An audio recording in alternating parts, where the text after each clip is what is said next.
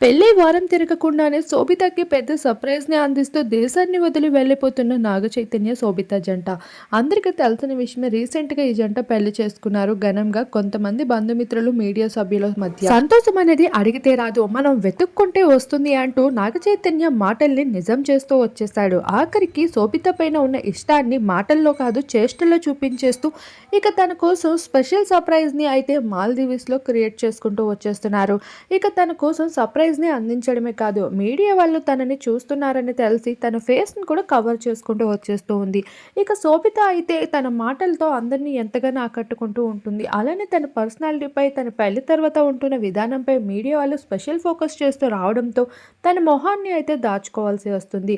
ఇక పెళ్లి తర్వాత శోభిత మెడలో మంగళసూత్రాలు లేవు అని కొంతమంది అంటుంటే, గుచ్చి గుచ్చి చూస్తే పువ్వులో కూడా ముళ్ళల్ని నెతికే వాళ్ళు చాలా మంది ఉంటారు.